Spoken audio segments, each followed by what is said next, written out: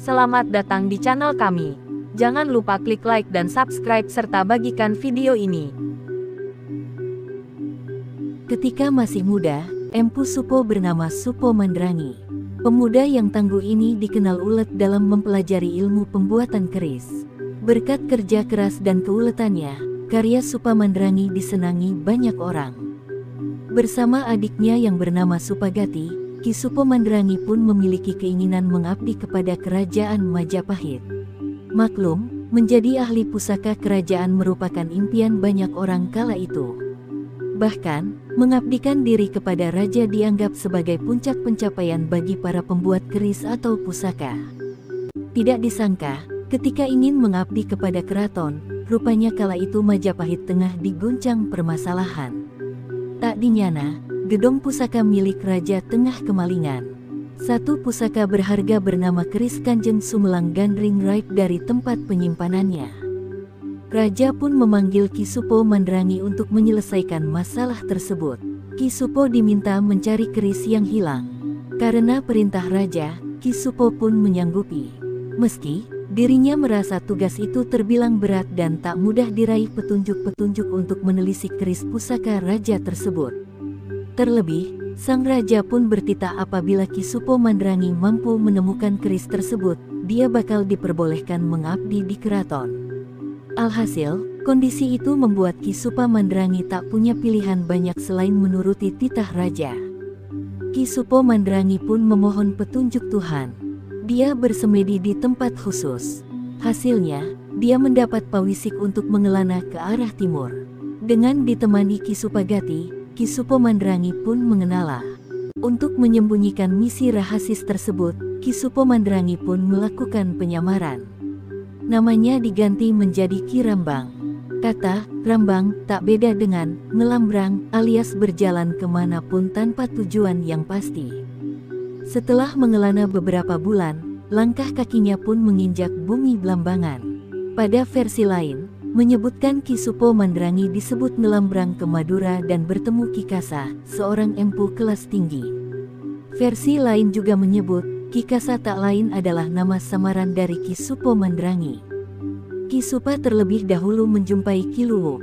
Dia adalah empu senior yang dekat dengan Adipati Blambangan, Menak Dadali Putih.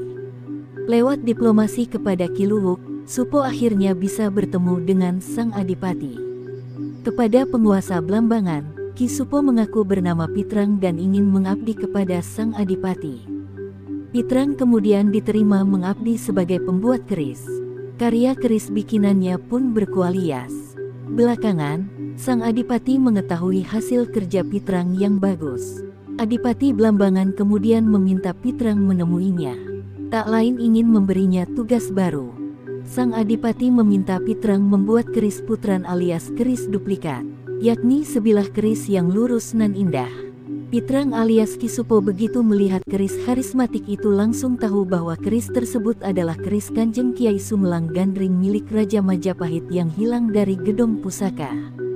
Kepada sang Adipati, Ki Pitrang pun langsung menyanggupi permintaan membuat keris Pitran. Tapi, dia mengajukan syarat yakni, selama 40 hari membuat keris putran, tak ada satu orang pun yang boleh memasuki besalan atau tempat empu membuat keris. Sang Adipati lantas menyanggupi syarat, bahkan meminta prajuritnya berjaga di luar besalan agar tak ada orang yang mengganggu Ki Pitran ketika bekerja. Dalam membuat keris putran, Ki Supo hanya dibantu adiknya, Ki Supagati. Selama 40 hari, Ki Supo bekerja keras. Tetapi, dia tidak hanya membuat sebilah keris melainkan dua bilah keris putran, yang mana bentuk, rupa, hingga pamornya sangat mirip dengan keris Kanjeng Kiai Sumelang Gandring.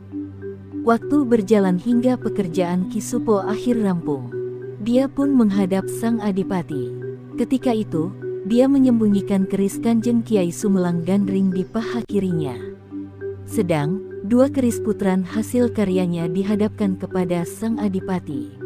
Dua putran itu disebut Ki Supo sebagai keris putran dan keris yang asli. Tak dinyana, sang Adipati terpukau dengan dua karya Ki Pitrang. Dia tak bisa lagi mengenali keris yang asli dan yang putran. Padahal, sebenarnya kedua keris itu adalah keris putran alias keris palsu. Sang Adipati Blambangan pun amat bahagia. Karya Ki Pitrang berhasil membuatnya gembira. Saking senangnya, sang Adipati menikahkan Ki Pitrang alias Ki Supo dengan salah satu adik perempuannya serta memberinya banyak hadiah. Selang beberapa bulan kemudian, Ki Pitrang ingin pulang ke Majapahit.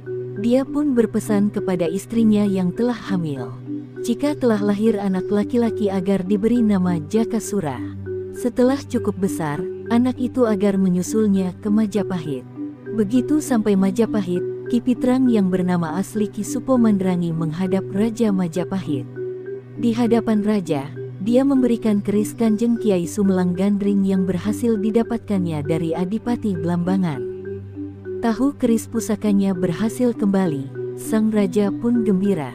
Karena telah berjasa besar menemukan dan mengembalikan keris pusaka keraton, Ki Supo kemudian diberi hadiah dan dinikahkan dengan salah satu putrinya. Ki Supo pun diangkat menjadi bangsawan kerajaan. Tak hanya itu saja, Ki Supo pun diberi tanah perdikan di daerah Sedayu, yakni tanah yang dimerdekakan dari beban pajak dan menjadi daerah otonom. Oleh karena itu, keris bikinan Ki Supo sering dianggap sama atau serupa dengan keris buatan Pangeran Sedayu. Ki Supo alias Pangeran Sedayu kemudian hidup mulia dan kaya raya. Meski begitu, Pangeran Sedayu tetap membuat keris. Karyanya pun kian berkembang menjadi keris yang kian indah dan berkarakter. Selain tetap berkarya sebagai empu, Pangeran Sedayu juga mendidik orang-orang di daerahnya yang berminat belajar menjadi empu. Mula-mula mereka dijadikan panjak, dan setelah mahir disuruh membuat keris sendiri. Akhirnya para panjak itu pun dapat mandiri bekerja sebagai empu. Hasil karya mereka oleh orang yang hidup masa kini disebut keris Panjak Sedayu, yang kualitasnya hampir menyamai keris buatan Pangeran Sedayu.